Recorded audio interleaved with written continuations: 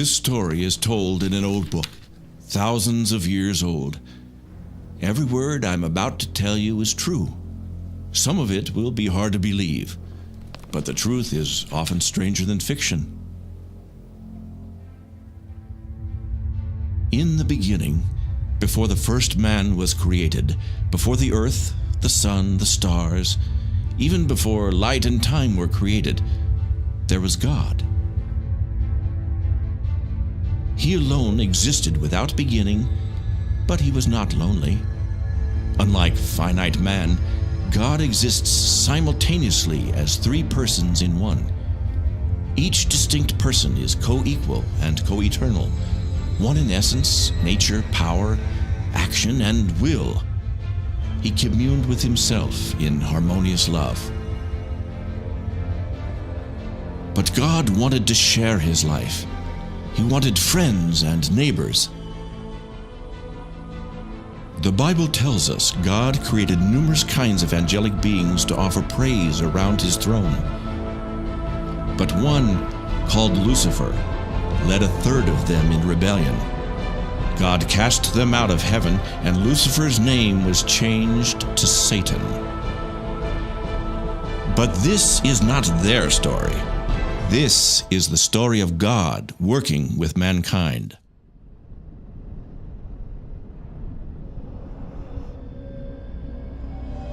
In the beginning, God created the heaven and the earth. And it came to pass that the earth was formless and void, and the Creator moved upon the face of the waters. Suddenly, God spoke into the darkness. "Let there be light." It was not as many modern men suppose. The Creator did not make use of evolution. He created all things by simply speaking them into existence. In 6 24-hour days, God made plants and animals to populate the earth. On the 6th day, with the evil ones watching, God formed a new creature from the dust of the ground. God breathed his own life into the body of clay, and the man became a living soul. He was made in the image of God, higher than the animals. God called the new creature man and gave him the name Adam. God looked at all his creation and said, "It is very good." Every day God talked with Adam, and life was wonderful. God brought all the animals before Adam so he could give each one a name. As the animals passed, Adam came to realize that he did not have a mate like they did. And God said, "I will make a mate to help Adam." God caused Adam to experience a deep sleep, and then took a rib from his side. With the rib, God fashioned a beautiful woman to be Adam's loving helper. God woke Adam and brought the woman to him. He told them to have children and replenish the earth, and Adam called his beautiful new wife Eve. They were both naked, but, like children, they were not aware of it. "She is bone of my bone and flesh of my flesh." Satan, the evil one, watched.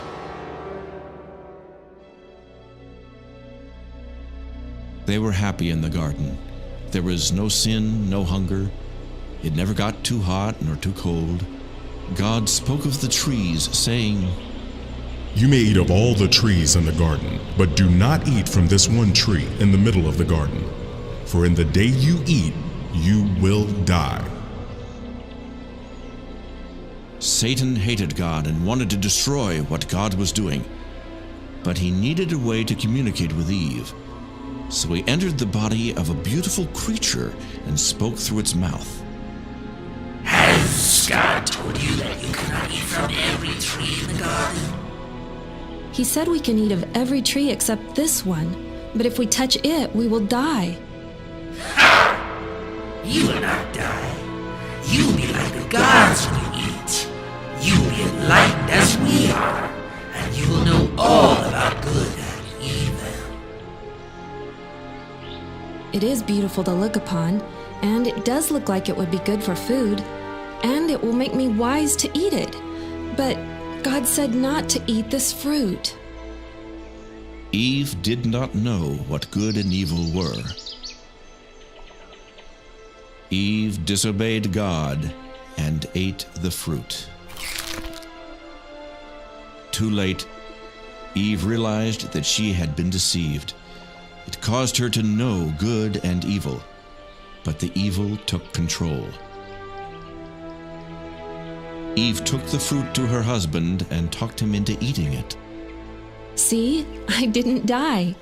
Eat and it will make you wise also. They were enlightened and were ashamed of their nakedness. He will kill you now. Look what he did to me.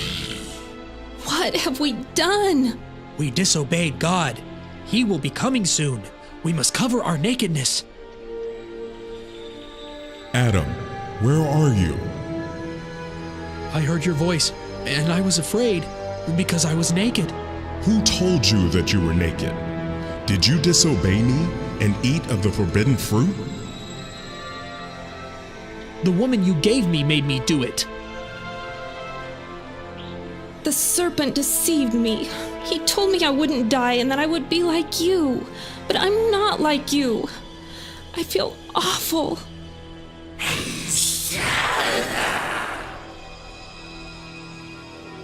So God cursed the serpent and said unto him, Because you have done this, I will make you crawl on your belly and get dust in your mouth. I will make your seed and the woman's child to be enemies.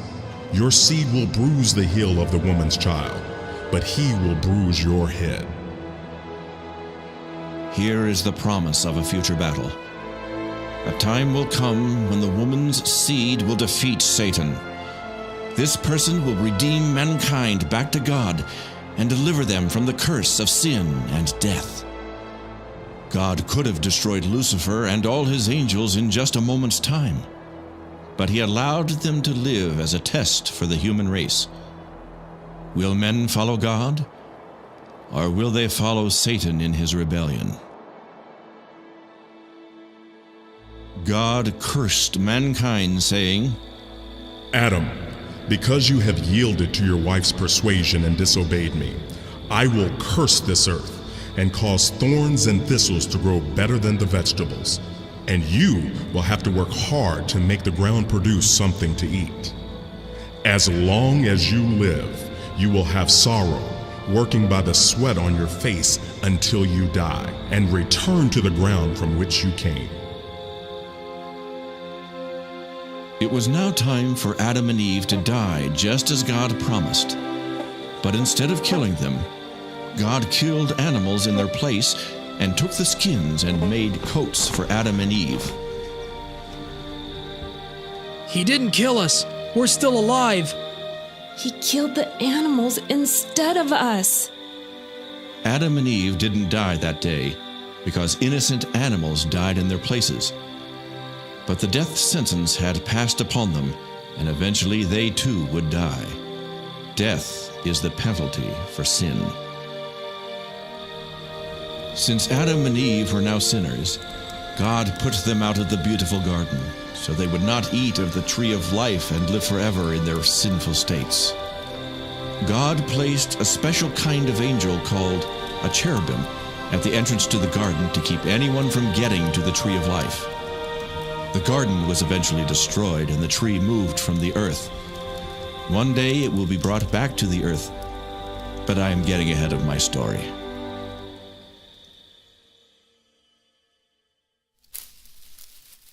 Adam and Eve had many children. Later, their sons and daughters would marry each other and have children of their own. Their first son, Cain, grew vegetables and fruit. Their second son, Abel, raised animals. Could it be that one of them would be the promised son who would destroy Satan? Cain and Abel knew about God and the events in the garden. But God no longer walked and talked with humanity. Adam and all his descendants were separated from God by Adam's disobedience. Life was hard without God. There came a day when the two sons decided to worship God. Their father had told them of God killing the animals in the garden, so by faith Abel slew an animal and offered it to God. "O God, I am a sinful man. I kill this lamb and offer it to you in the place of my own death." Cain made an offering of the best he had, but it was not a blood sacrifice. Cain did not understand that his sin offended God. God, please accept this gift of the best I have to offer. Will one of these men be the promised Redeemer? No, Cain. God rejected Cain's offering because it was without blood. God was pleased with Abel and his offering. When he saw the shedding of the blood of the innocent lamb, God put away Abel's sin. God said to Cain, If you do what you should, I will be pleased with you. Also, you will rule over your brother Abel, and he will live in subjection to you. Who do you think you are? My fruit and vegetables are worth more than that bloody lamb. What makes you so special?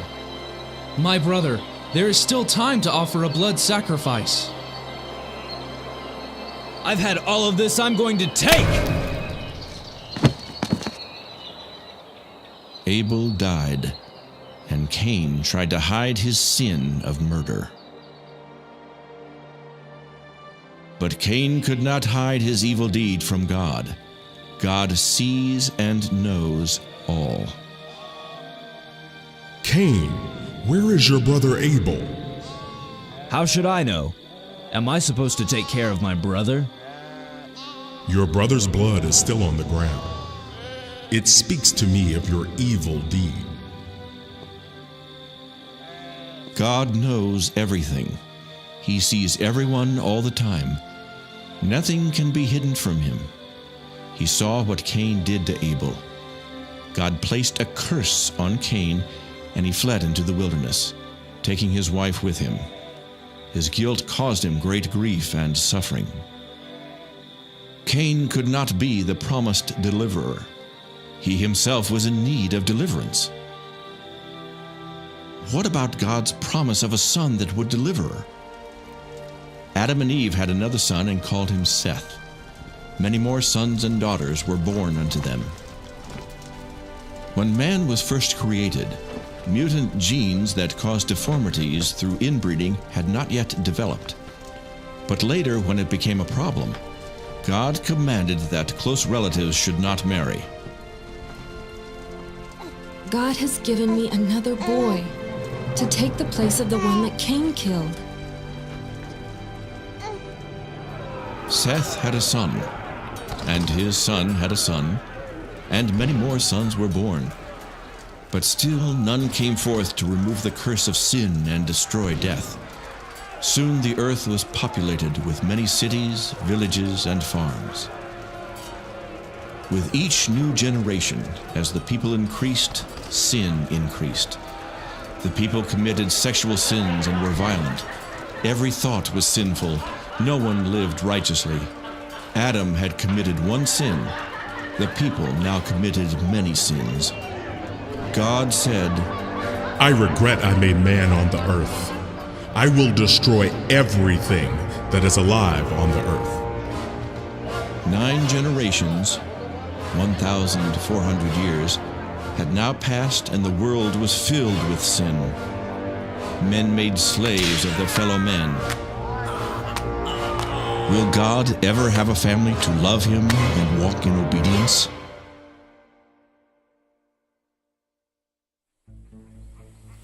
But there was one man who practiced justice and always did the right thing. Though God would kill all the others on the earth, he decided to be gracious to this man and not kill him or his family. Noah, I am going to send a great flood of water upon all of the earth. Everything that has breath will die. In order to save yourself, your family, and the animals, you will build a big boat. Take with you on the boat 1 pair of every animal upon the face of the earth. You will take 7 of all that are permissible to eat. I will tell you how to build the boat and what you will need to bring to prepare for the flood. Could Noah be the promised child, the one to destroy the works of Satan? Will he obey God, or will he too fail? God told Noah how big the boat must be to hold every air-breathing creature on the earth, along with the food they would eat. It made Noah sad to think of everyone perishing in the coming flood. So at every chance, he warned them to stop sinning. I am telling you one last time, God is going to destroy the world with a great flood. You must believe me and join me on the boat. Why would a loving God destroy his children? Because of sin. You must stop sinning and treat your neighbor with love and justice. You old fool. 120 years later, when the boat was finished, God caused animals to come to Noah from all over the world. Look, here come more animals. They come on their own like someone is calling them. Some are so strange looking. I didn't know such animals existed. Do you think there could be anything to what Noah says about God sending a flood? Not a chance. Where could you get enough water to flood the entire earth? There's not much room left. This is the last of them. Noah, it is time. Come into the boat with all of your family and the animals. It will soon be too late for all of those who refuse to stop sinning. God shuts the door to the boat, and for 7 days, nothing happened. Look at the fools. Shut up in a big boat with all those animals in the middle of a dry plain, miles from any water. Yeah, I bet the lions have eaten them by now. They've been in there a week. But on the 7th day it began to rain, and water stored deep in the earth came to the surface. I have never seen anything like this. Do you think the crazy people in the boat could be right about God wanting to kill everybody for their sins? Don't be ridiculous. God is love. How could one man be right and all our religious leaders be wrong? Before this time, it had never rained. The weather was always nice, and a mist came up from the earth to water the ground. No one had ever seen or heard of rain. So many people thought Noah was crazy for thinking water was going to fall from the sky. But Noah believed what God said. I should have listened to Noah. What a fool I have been. God, save my baby! By the time the people realized Noah had been telling the truth, it was too late. It rained 40 days and nights until the water covered every mountain on the whole earth. Every living soul that breathed air died, except those that were in the boat with Noah.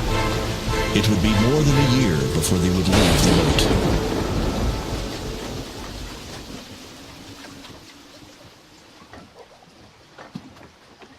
I'll be glad when the water goes down and we can leave this boat. Finally, Noah released a dove, and it came back with a branch in its mouth, which meant that somewhere there was a tree already growing. Later, he again released it, and that time it did not come back, which meant it had found a good place to live. Before long, the boat settled on a mountaintop called Ararat. Everyone came out to a new world, a world without sin. Noah built an altar and offered animal sacrifices to God. Though Noah was a just man, there was still sin in his heart. These blood sacrifices were offered to God in substitution for the lives of Noah and all his family. The animals represented the 8 who should have died in the flood, but were spared by the grace of God. It was something like what God did in the garden when he killed animals to make coverings for Adam and Eve. I will give you a rainbow in the sky as a reminder that I will never again destroy the earth with water. You should have many children and scatter out to repopulate the whole earth. I will make animals to fear men. You may eat of any creature that is alive and crawling on the earth, just as you eat vegetables and herbs, but you are not to eat the blood of any creature. Do not kill anyone. If someone is found to be guilty of killing another, then he is to be killed by other men. If a man sheds the blood of another man, then other men should shed his blood to pay for his crime, because the life is in the blood. Noah became a farmer and planted grapes. The new world was lonely with just 4 families, but soon his sons were having children of their own. Noah discovered that by putting fruit in a container and leaving it for a few weeks, it made an alcoholic drink that caused him to feel funny. Noah got to liking the drink so much that at times he couldn't work. He would just fall down unconscious. It made him do things that displeased God. One day, Noah got so drunk that he made himself naked and then passed out. His son, Ham, looked on his father's shame and found pleasure in it. He told his brothers in a mocking tone what he had seen. When Noah awoke, his sons told him what Ham had done. Your son, Canaan, and all his descendants will be the servants of the descendants of your brother Shem. Many years later, this prophecy came true. The Canaanites occupied Palestine and ended up in servitude to the Jews. Noah and his family found grace in the eyes of God. God killed everyone except those 8 people. In time, Japheth went west and north to settle and repopulate. Shem went east and settled in Asia. Ham went south and settled in Africa and southern Asia. The descendants of his son, Canaan, settled in what is now called Palestine. And so the world was repopulated. Noah's son, Ham, had a son named Cush. And then Cush had a son named Nimrod. Nimrod grew up to be a mighty hunter and was well known throughout the whole earth. He refused to obey God and started his own false religion in a place called Babylon. The people of Babylon did not want to scatter out and repopulate the earth as God had commanded. So they got together and built a great and high tower as a center of worship. But it was not their creator they worshipped. Satan led them to create their own gods out of wood, stone, and metal. God was angry at their refusal to scatter over the earth, so he caused the people to speak many different languages.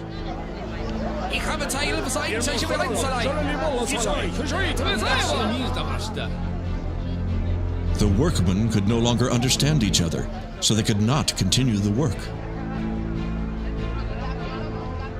Each language group went its own way.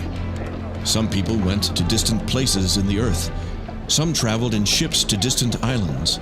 Some to the north where it was cold, and some down into the desert where it was hot. So God's command to repopulate the earth was fulfilled. As the earth was filled with people, sin again increased. The people bowed down to idols and forgot the living God.